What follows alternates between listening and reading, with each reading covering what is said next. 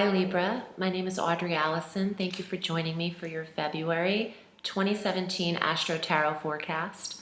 I'm using the Morgan Greer deck, and for those of you who haven't checked it out yet, just a few days ago I posted an annual video where I used a 12-card tarot spread and I went over all of the eclipses of 2017 as well as all of our Mercury retrogrades.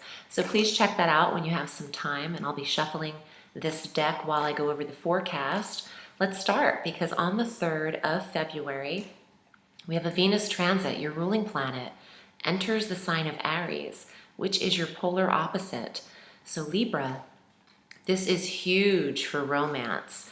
This is your 7th house of marriage and relationships and significant others, and the house of business partnerships. Anyone who is in relationship to you in a very close way. Not your children, but either emotional relationships or your business relationships.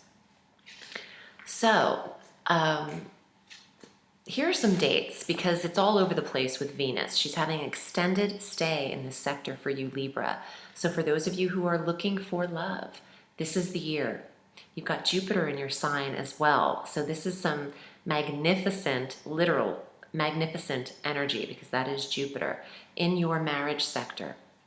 So on February 3rd, Venus enters this area, attracting soulmate to you, attracting business partnerships as well. And then on March 4th, Venus will retrograde at 13 degrees of Aries in this sector.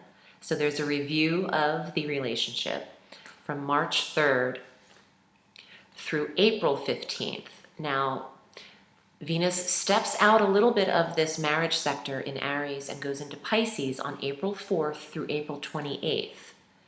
But then she's direct in Aries again in the 7th house of marriage from April 28th through June 6th. So accumulatively, from February 3rd to April 4th, and then from April 28th to June 6th, you have Venus in your marriage sector. So a lot of Librans are getting engaged. And this is all conjunct Uranus, which is why I say engaged, because usually the person's surprised on one end of that engagement. So Uranus brings that element of surprise. So I would not doubt Libra with Jupiter in your first house, bringing luck, abundance, and the faith and hope that you can achieve certain goals and achieve this goal of marriage. I think Libra will be popping the question in that time frame, or have the question pop to them. All of that energy opposes Jupiter in your first house, the expansion of that. So there is an upgrade to the relationship sector for Libra. And for those of you in relationships, you'll probably be taking it to the next level. And for those of you who aren't in relationship but want relationship, well, you just got to get out of the house a little bit in those dates I mentioned, because it's drawing it to you like a magnet. Venus opposing Jupiter in the sectors that govern your soulmate energy and your house of self. It's waiting for you. You just have to switch up the environment. Don't go to the same places all the time, especially if you haven't met anyone there yet that's dateable. Just be seen a little bit here and take a risk, because Jupiter likes that. Jupiter is the risk taker as well. So it's great energy for Libra. On the 7th of February, Mercury enters Aquarius. This also ignites the 5th house of romance and true love and creativity and entrepreneurial businesses and children. Mercury here in Aquarius will trine Jupiter in Libra, filtering in harmonious energy. You're communicating to the loved one. Oh, I can even narrow those dates down. With Mercury in the 5th sextiling Venus in the 7th, from February 7th until February 25th, that time frame alone could see engagement. Oh, and Valentine's Day. Okay, Libra, a lot of Libras are getting engaged around the Valentine's Day. I'm so foreign to Valentine's Day that I don't even write it down on my list of dates, because I've never ever celebrated it, because I've never had a relationship in Valentine's Day. I think in high school, I think I got like a rose and a Domino's pizza once when I was dating some dude. But for those people who who celebrate Valentine's Day, this is engagement time. This is a huge period of time for popping the question. Also, on the 10th, this is eclipse period, okay? So on the 10th of February, we have our first in our series of eclipses, full moon, lunar eclipse, 22 degrees of Leo. So this is the 11th house, an end to a friendship, an end or a completion of a goal, a fulfillment, a wish fulfillment, fulfillment of a wish, full moon, accumulation in the sector that it hits. Maybe an end of a friendship, putting a friend that's like a fair-weathered friend or a frenemy. Leave that frenemy behind. Don't bring that frenemy into March 20th energy, which is igniting and fierce and a fresh start.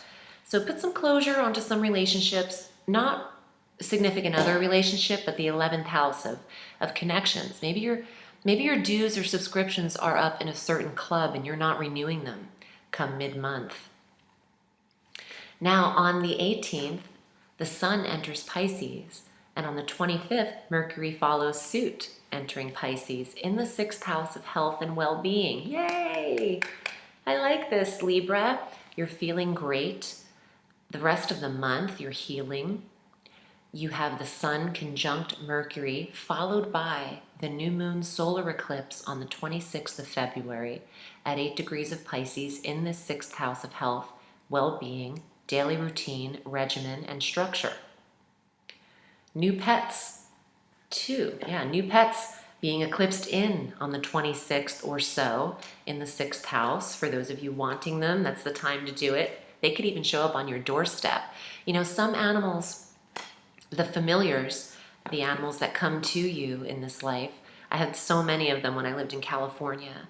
Every cat in the neighborhood knew who the witch was, I'll tell you that.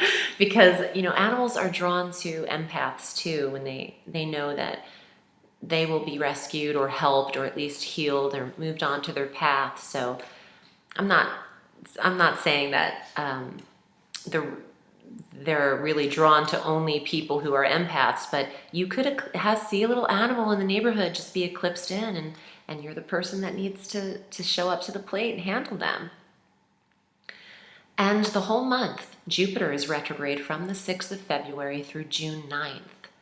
Jupiter retrograde is not like Mercury. It's not miscommunications. It's basically just a slower disbursement of abundance. Jupiter is in your sign. He'll retrograde at the 23 degree mark of Libra, back to the 13 degree mark, going direct on the 9th of June, and he remains in your first house of self through October 10.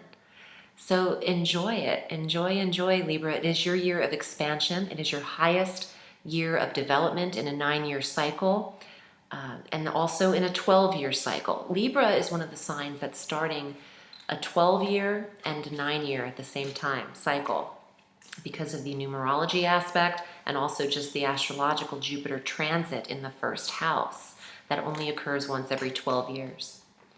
So, and next year, your money is going to get even better. Jupiter, you've got an amazing financial year now, but then next year, in the number 2 year, when Jupiter's sitting in the money sector, forget about it. Okay, let's pull the cards for February. And if you'd like to book with me, I read all through the week. You would select your desired reading length via the PayPal button at audreyalison.com.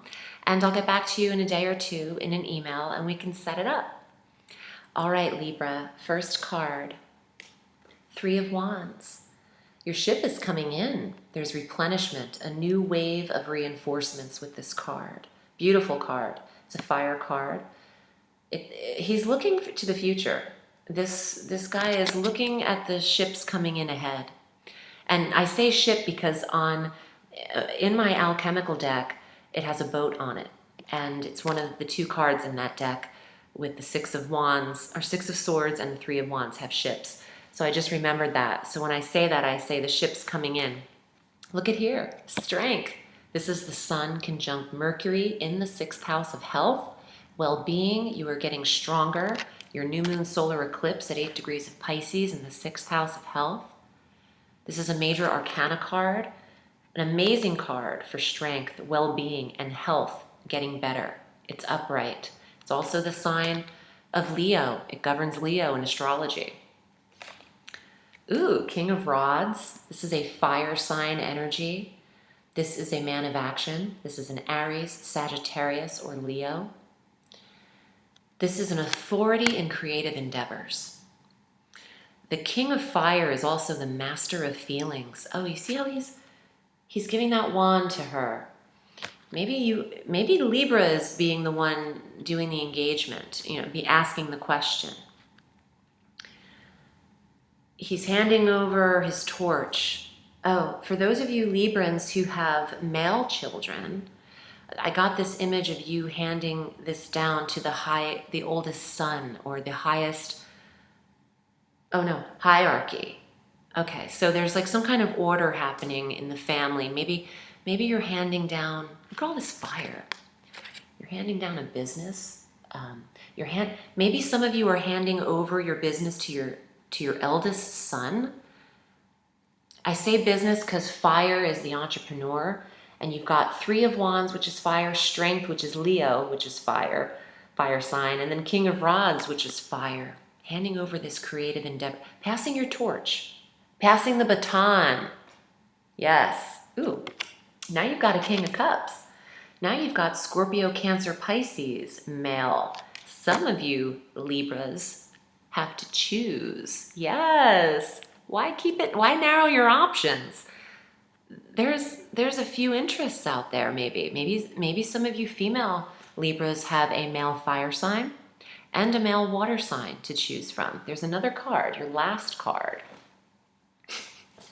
You're choosing. Oh my God, I mean, really? The 2 of coins, he's literally weighing his options, weighing the pros and cons. Oh, and look at that. There's a ship on this card. I'm not too familiar with the aesthetics on this deck. I haven't used it enough. And I'm seeing new imagery every time I use the cards. But didn't I say your ship is coming in this card? Look at that. There it is. You decide. You can eclipse your decision in. And if these aren't men, if you're a male that I'm reading this for, these can apply to fire sign, water sign females as well. You've got people around you, and you're deciding if this is what you want. Some of you Libras have to make decisions about your relationships, your romantic partners, but this is such positive energy. You love the relationship you're in. And if you are not in one and you're desiring something, or you're maybe in one but you're desiring something new, this is the time. Someone can be eclipsed right in the new moon on the 26th.